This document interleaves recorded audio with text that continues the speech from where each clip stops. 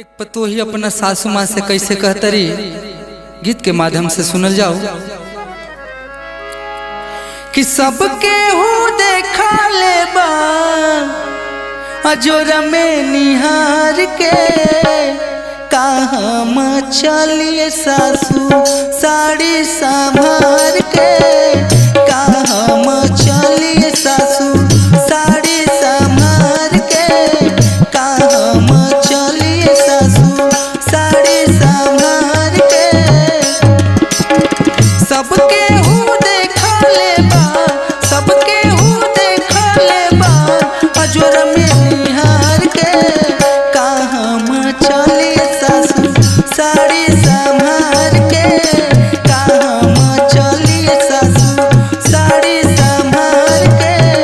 कहाँ चलिए सासू।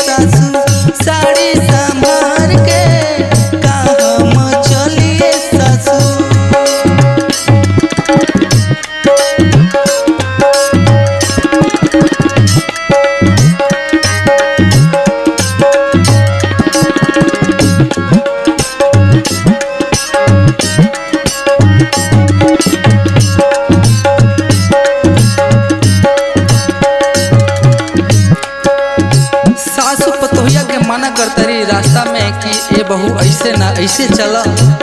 तो पतोहिया कलसा सब केहू देखले बन चनिया बजनिया।